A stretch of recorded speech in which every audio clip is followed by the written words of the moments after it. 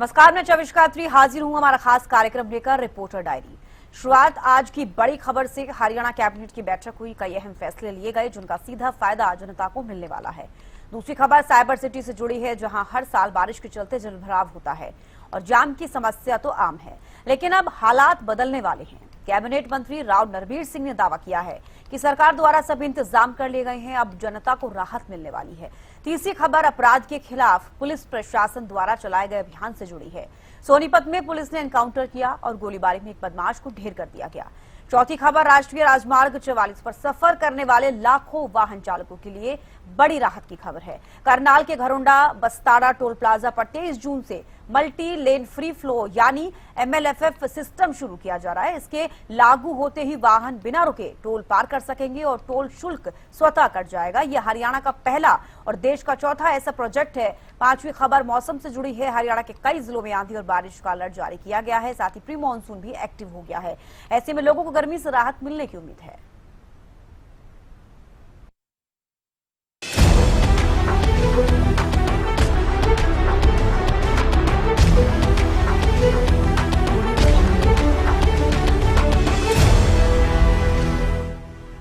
चंडीगढ़ में हरियाणा मंत्रिमंडल की अहम बैठक आयोजित की गई। मुख्यमंत्री नायब सिंह सैनी की अध्यक्षता में हुई इस बैठक में कई महत्वपूर्ण मुद्दों पर चर्चा हुई। कैबिनेट ने कुल 13 एजेंडों को मंजूरी दे दी है, जबकि 2 एजेंडों पर दोबारा विचार करने का फैसला लिया गया है। बता दें कि कैबिनेट बैठक में लिए गए फैसलों को सरकार की नीतियों और विकास योजनाओं के लिहाज से अहम माना जा रहा है। ऐसे में इनका सीधा फायदा जनता को होने वाला है। 15 एजेंडा आइटम्स पर आज हमारी कैबिनेट में चर्चा हुई और इसमें से लगभग 13 एजेंडा क्लियर हो गए हैं। इसमें ऑनलाइन ट्रांसफर पॉलिसी भी है और टीचर ट्रांसफर पॉलिसी भी है। उसके साथ साथ कई आइटम ऐसी हैं जो ग्रामीण क्षेत्र के अंदर पंचायती लैंड शामलात भूमि देने की बात थी। वो पहले डायरेक्टर को पावर थी, अब उसको पावर को हम DC साहब को दे रहे हैं, क्योंकि यहाँ पर पूरे हरियाणा का डायरेक्टर पंचायत पर वो जिस प्रकार से स्पीड बढ़नी चाहिए थी काम की नहीं बन पा रही। पंचायत विभाग का एजेंडा था जिसमें 500 गज के प्लाट थे, उसमें लगभग 28,000 लगभग 40,000 के करीब एप्लीकेशन आ चुकी है। पहले ये डायरेक्टर को अधिकार था, तो आज हमने वो DC को दिया है और DC लेवल पर उस पर कार्रवाई होकर वह उन पर निपटारा कर दें। बैठक हुई है और कैबिनेट मंत्री विपुल गोयल हमारे साथ मौजूद हैं। सर, आज कैबिनेट की बैठक हुई है, कितने एजेंडों पर चर्चा हुई, क्या कुछ? 15 एजेंडे थे और सभी एजेंडों पर को पास कर दिया गया। एक आध पर कोई डिस्कशन के लिए दोबारा प्रोड्यूस करने के लिए कहा गया, तो 15 एजेंडे थे। आपकी विभाग की तरफ से भी कोई?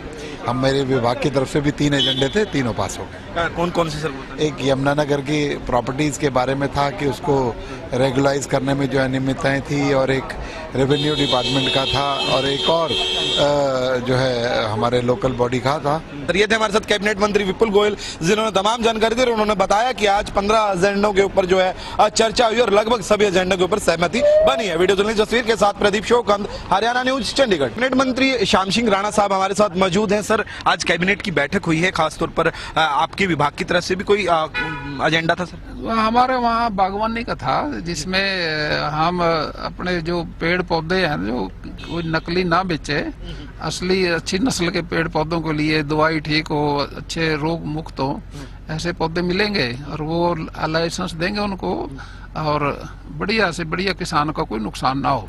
उससे क्या फायदा किसान को रहने वाला है? किसान को ये है ना, रोग मुक्त पौधे मिलेंगे और असली जो नस्ल के हैं पौधे जो अच्छा फल देंगे वो मिलेंगे। सर, एक इलेक्ट्रिक व्हीकल को लेकर भी आज बातचीत हुई है। वो पर्यावरण ठीक ठाक रहे, प्रदूषण ना हो, हवा का प्रदूषण ना हो, वातावरण ठीक रहे, इसलिए जरूरी भी चर्चा हुई। देखिए, हमारे साथ श्याम सिंह राणा कृषि मंत्री मौजूद थे, जिन्होंने तमाम जानकारी दी। वीडियो जर्नलिस्ट जसवीर के साथ प्रदीप शोकंद, हरियाणा न्यूज, चंडीगढ़।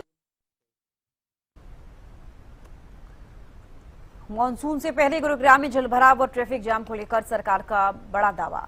कैबिनेट मंत्री राव नरबीर सिंह ने कहा कि इस बार मानसून के दौरान गुरुग्राम की सड़कों पर जलभराव नहीं होगा। साथ ही लोगों को ट्रैफिक जाम की समस्या से भी जल्द राहत मिलेगी। हरियाणा न्यूज से बातचीत में कैबिनेट मंत्री राव नरबीर सिंह ने कहा कि सरकार को और प्रशासन ने मानसून को लेकर उसे देखते हुए सभी जरूरी तैयारियां पूरी कर ली हैं। जल निकासी व्यवस्था को मजबूत किया गया है और संवेदनशील क्षेत्रों पर विशेष नजर रखी जा रही है। उन्होंने कहा कि पिछले वर्षों में जिन स्थानों पर जलभराव की समस्या सामने आई थी वहां स्थायी समाधान की दिशा में काम किया गया है। साथ ही राव नरबीर सिंह ने कहा कि गुरुग्राम में ट्रैफिक जाम की समस्या को कम करने के लिए भी कई कदम उठाए जा रहे हैं। विभिन्न विभागों के बीच बेहतर समन्वय के साथ व्यवस्थाओं की लगातार निगरानी की जा रही है ताकि लोगों को परेशानी का सामना न करना पड़े।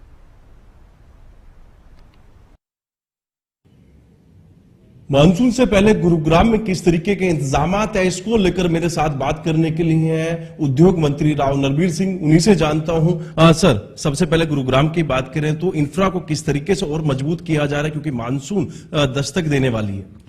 हाँ, 10 दिन के अंदर अंदर मानसून आने की संभावना है और जितनी जगह गुड़गांव में पिछली बार जल भराव हुआ, हमने उसमें निकासी की समस्या का समाधान किया कि जल्दी से जल्दी निकासी हो। तकरीबन आधे ऐसे पॉइंट चिन्हित करके कि जहां तकरीबन 158 जगह पे बताया गया था कि भाई इतनी जगह पे पिछले साल जल भराव हुआ, तो आधियों को तो हमने ठीक कर दिया और कुछ पे हमने पंप वगैरह लगा के इंतजाम किया। लेकिन मैं फिर भी ये कहता हूँ कि यदि 50 mm से ज्यादा बारिश 1 घंटे में पड़ती है तो थोड़ी देर जल भराव जरूर होगा, लेकिन निकासी की समस्या को हमने समाधान करने की कोशिश की है।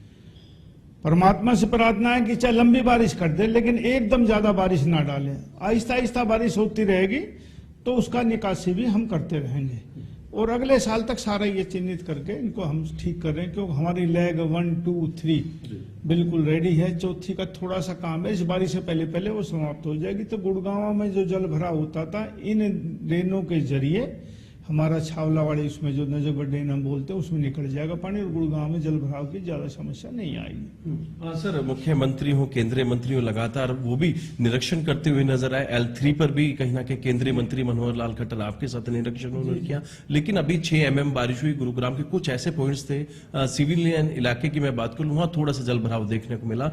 इस तरीके के अभी थोड़ा बहुत तो लाइन वो होता है इलाका की, मैं उसको कहूँ कि भाई जल भराव नहीं होगा, कहीं कोई हो जाता जल भराव, लेकिन वो कोई ऐसा जल भराव नहीं कि उसमें गाड़ियां डूब रही हो, आदमी को चलने में असुविधा हो, ऐसा नहीं है। और फिर आप लोगों से भी प्रार्थना है, एक्चुअल का जो जल भराव हो उसका आप मीडिया के जरिए, इलेक्ट्रॉनिक मीडिया के जरिए आप दिखाइए। लेकिन जब बारिश हो रही है 50-60 mm बारिश पड़ गई, आप उसी समय जाकर बारिश में खड़े होकर दिखाएंगे तो उससे शहर की भी बदनामी होती है। हाँ, लेकिन एक्चुअल का जल भराव है तो सरकार को जागृत करने का भी आपका काम है, उसमें जरूर आप करिए।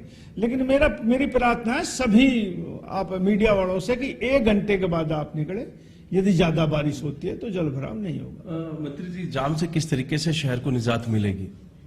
देखो, आज बारिश नहीं है और पूरी गर्मी बारिश नहीं रही। आप हमारे एग्जिट 10, 9, 8 जो भी एग्जिट गुड़गांव में हैं, आप उन पे देख के आओ। पीक टाइम में सुबह और शाम को अब भी हाईवे के ऊपर जाम रहता है, क्योंकि Gurgaon national highway number 48 Gurgaon के शहर के बीच में से निकलता है। वहां हर एग्जिट पर लाइन लगती है, आज भी 10-10, 20-20 मिनट और आधा घंटा लाइन लग जाती है। और बारिश के समय में एग्जिट से निकल के लोग अंडरपास के अंदर खड़े हो जाते हैं, तो बारिश से बचने के लिए 2 व्हीलर तकरीबन, और उससे वो 2 लाइन घेर लेते हैं तो फिर एक ही लाइन बचती है निकलने के लिए, इसलिए हाईवे के ऊपर भी जाम लगता है। तो ये बरसात की वजह नहीं, ये गर्मी की भी वजह है। लेकिन ट्रैफिक गुड़गांव में ज्यादा है। जब गुड़गांव का मास्टर प्लान बना तो उस समय ये नहीं सोचा गया था इतना ट्रैफिक गुड़गांव में आ जाएगा। आज हमारे गुड़गांव में 4 अथॉरिटियां हैं और मैं कहूं कि 10,000 गाड़ी हर महीने नहीं आती हैं, तो ये कोई अतिशयोक्ति नहीं होगी। तो रोज ट्रैफिक बढ़ रहा है तो उसका इंतजाम भी एकदम नहीं हो पाता। हाँ, तो बिल्कुल ये थे कैबिनेट मंत्री राव नरबीर सिंह, जिन्होंने साफ तौर पे यही कहा है कि गुरुग्राम में इस बरसात में जल भराव नहीं होगा और साथ ही साथ लोगों को जाम की समस्या से भी निजात मिलती हुई नजर आएगी। गुरुग्राम से कैमरामैन राहुल के साथ संजय राठौर।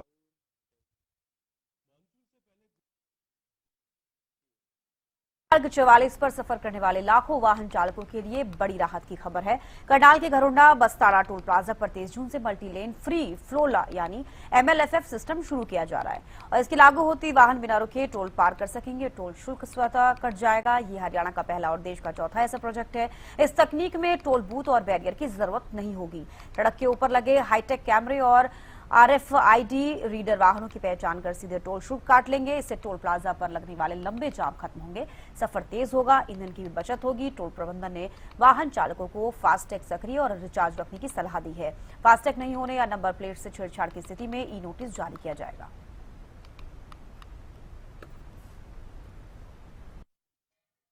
नेशनल हाईवे 44 पर बस्ताड़ा टोल प्लाजा पूरी तरह से बाधा मुक्त हो जा रहा है। बैरियर टोल बैरियर है पूरी तरह से हटा दिए जाएंगे। एक पहला जो है मल्टी लाइन जो पर लाइन शुरू होने जा रही है उसके संदर्भ में ऑपरेशन हेड है जो बस्ताड़ा टोल के प्रदीप मलिक जी है। तो आइए उनसे जानते हैं। सर क्या कहना चाहेंगे, कल से जो 8-12 बजे से मल्टी लाइन फ्री सिस्टम लागू हो जाएगा, हरियाणा का सबसे पहला टोल माना जाएगा। ये हरियाणा का पहला MLFF सिस्टम है और इंडिया का ये चौथा MLFF सिस्टम है जो अभी स्टार्ट हो रहा है। पहला गुजरात में हमने स्टार्ट किया, दूसरा हमने मुंडका में स्टार्ट किया और तीसरा हमने राजस्थान में स्टार्ट किया दौलतपुरा में और चौथा हम यहाँ स्टार्ट करने जा रहे हैं। हरियाणा का पहला और इंडिया का जो चौथा है। इसके अंदर MLFF सिस्टम के अंदर मेन जैसे MLFF के नाम से ही स्पष्ट हो जाता है कि मल्टी लेन फ्री फ्लो। इसके अंदर जैसे पहले आपको टोल बैरियर पे आगे रुकना पड़ता था, आपके क्यू में होते थे, आप अपनी बारी का इंतजार करते थे, फिर आपकी गाड़ी का टैग रीड होता था, फिर आपको प्रोसेस होता था, उसमें आपको कुछ समय लग जाता था। इसके अंदर अभी आपको टोल में किसी भी लाइन में खड़े होने की जरूरत नहीं है। आपकी गाड़ी आएगी, जिस स्पीड पे as per the speed limit of the road आपकी गाड़ी क्रॉस हो जाएगी। तो सर कितने कैमरे लगाए गए हैं यहाँ पर जो इसको? हमने टोटल यहाँ पे 4 गेंट्रियां लगाई हैं, 2 चंडीगढ़ की साइड लगी हैं, 2 दिल्ली की साइड में लगी हैं, जिसपे हमने मोर देन 32 कैमराज इंस्टॉल किया है। तो सर ये जो फास्टैग स्कैनिंग होएगी, नंबर प्लेट स्कैनिंग होएगी, अगर इसमें कोई फॉल्ट पा जाता है, जब ब्लैक चेक होता है तो नंबर प्लेट से कहीं होता है कि छेड़छाड़ कर देते हैं, तो उनके लिए क्या? इसके अंदर सिर्फ 2 ही ऑप्शन दिया गया है, या तो गाड़ी का आपका फास्टैग डिडक्ट होगा, आपका क्लीन हो जाएगा।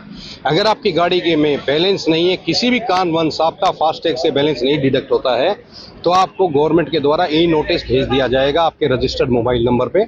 जैसे ही आपको ई नोटिस मिलेगा विद SMS आपके पास आएगा, आप लिंक के थ्रू उसको पे कर सकते हैं। और जो नंबर से छेड़खानी करता है वो गवर्नमेंट 1989 व्हीकल एक्ट के अनुसार वो इलीगल एक्टिविटी है, उसको भारी जुर्माना पे करना पड़ सकता है। तो सर जैसे पहले 3000 का एक पास था, मंथली पास था, और 350 का जो था कि आसपास के 20 किलोमीटर एरिया में जो रहते थे, उनके लिए क्या कोई बदलाव होगा इसमें? इसके अंदर कोई भी बदलाव नहीं है। एज पर NHI गाइडलाइन जो नियर बाय 20 किलोमीटर्स के स्थानीय लोग हैं जो पर्सनल कार यूज करते हैं, उनके लिए आज भी वो 350 रुपये का पास अवेलेबल है। वो 350 रुपये के पास में कितनी बार भी आप आ जा सकते हैं, कोई भी लिमिट उसके अंदर नहीं है। और जो एनुअल पास है गवर्नमेंट के द्वारा दिया गया है 3075 रुपीज़ का, वो भी यहाँ पे वैलिड रहेगा।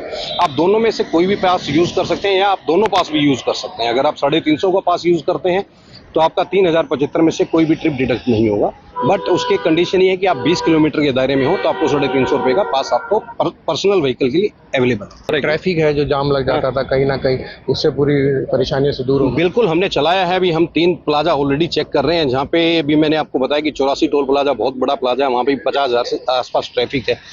जाम का स्थिति का तो सवाल ही पैदा नहीं होता क्योंकि बीच में कोई रुकावट ही नहीं है।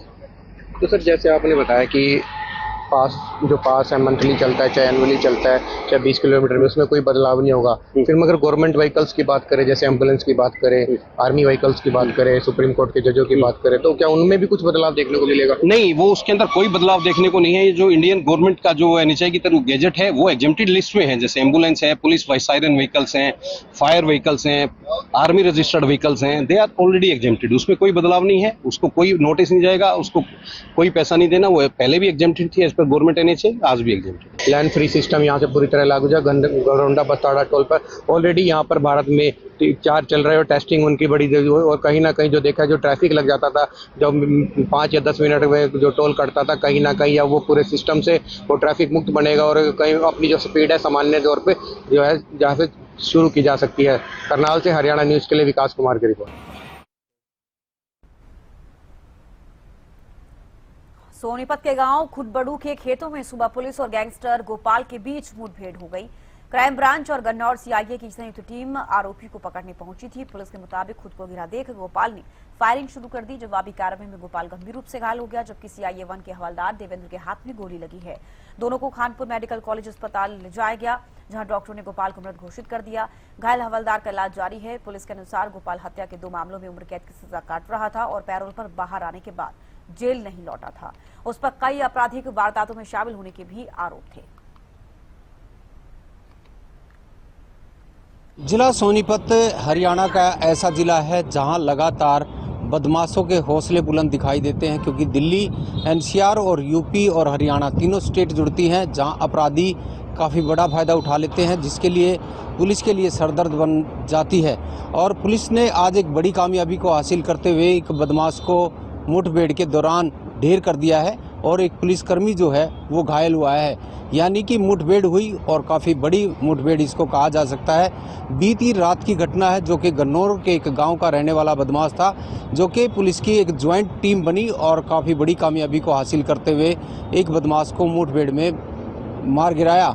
ऐसे में पुलिसकर्मी के हाथ में गोली लगी है, जो कि जवाबी कार्रवाई में घायल बताया गया है, जिसका खानपुर के हॉस्पिटल में जारी है। ऐसे में सरदर्द बन चुके हैं बदमाश और पुलिस की मुठभेड़ लगातार दिखाई देती है, जहां पुलिस प्रशासन के सामने काफ़ी बड़ी चुनौती रहती है। ऐसे में लगातार आम जनता को भी चिंता सताती है, क्योंकि लगातार जो बदमाश जो अपनी बदमाशी दिखाते हैं और पुलिस के लिए सरदर्द बन जाते हैं और लगातार पुलिस और बदमाशों की मुठभेड़ दिखाई देती है। हरियाणा न्यूज़ के लिए लाजपत सोनीपत से।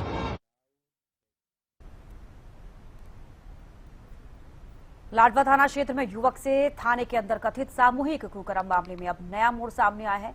जांच टीम ने मामले की गंभीरता को देखते हुए दोनों ASI और एक होमगार्ड को मेडिकल जांच के लिए कुरुक्षेत्र के LNJP हॉस्पिटल लाया।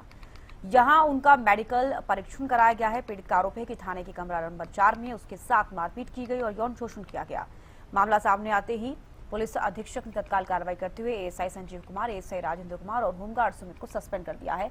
फिलहाल SIT पूरे मामले की जांच कर रही है और मेडिकल रिपोर्ट बयान के आधार पर आगे की कार्रवाई तय की जाएगी।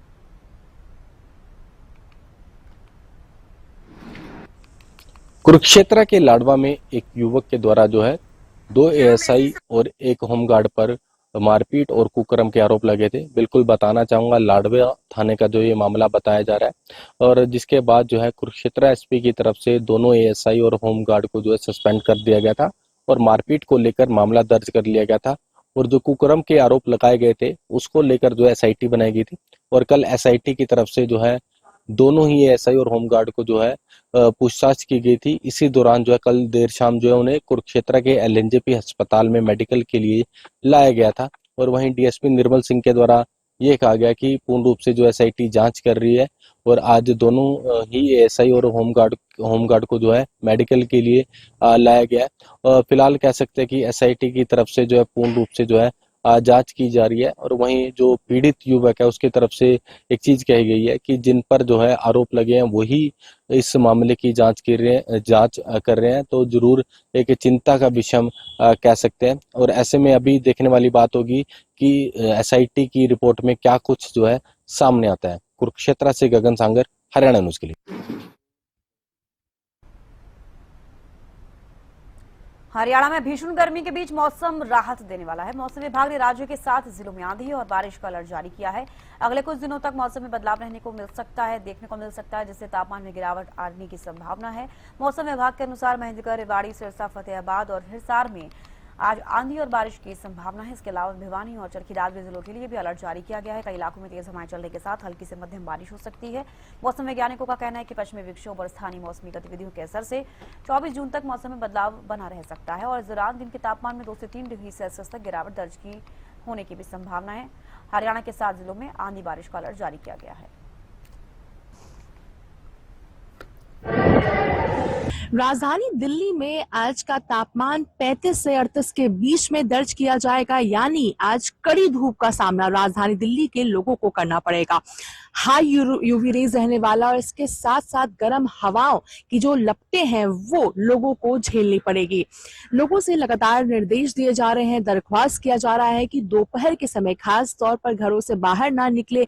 अगर अनिवार्य है, निकलना पड़ रहा है तो एहतियातन बरत कर निकले, क्योंकि हवाएं तो चल रही है मगर ये हवा गर्म गर्म हवा है, जिस वजह से आपको लू लग सकता है, बीमार पड़ सकते हैं। अब वहीं अगर गर्मी की बात करते हैं तो विगत कुछ दिनों से लगातार तापमान में इजाफा दर्ज किया जा रहा है। हालांकि एक राहत ये जरूर है कि 45 तक जहां पर तापमान जाने की उम्मीद थी, उससे कम तापमान है, यानी राहत उस चीज में जरूर है कि 35 से 38 के बीच में आज पूरे दिन तापमान दर्ज किया जाएगा। वहीं संभावनाएं हैं कि आने वाले कुछ दिनों में वर्षा भी हो सकती है, जिस वजह से आम जनता को राहत मिलेगी, यानी गर्मी से छुट्टी मिल सकती है। मगर उससे पहले लोगों को एहतियातन बरतनी बहुत जरूरी है, यानी धूप का सामना फिलहाल करना पड़ेगा, यानी प्रचंड गर्मी का सामना मानसून के आने से पहले लोगों को करना पड़ेगा। दिल्ली से हरियाणा न्यूज के लिए अपराजिता श्री। कल महेंद्रगढ़ जिले में हल्की बरसात हुई है। कहीं न कहीं तापमान में 2 से 3 डिग्री गिरावट देखने को मिली है। इससे पहले भी जून माह में लगातार हल्की से मध्यम बरसात होने से तापमान में काफी गिरावट जो है वो देखने को मिली है और अभी तक महेंद्रगढ़ जिले में 74वां बरसात जो है हो चुकी है, जिससे तापमान जो है वो सामान्य से 2 से 3 डिग्री नीचे बना हुआ है। हमारे साथ स्थानीय लोग भी हैं, हम उनसे बातचीत करेंगे। सर, हल्की तो बरसात हुई है, उससे कितनी राहत मिली है? राहत मिली है जी सर, जी गर्मी राहत मिली है जी।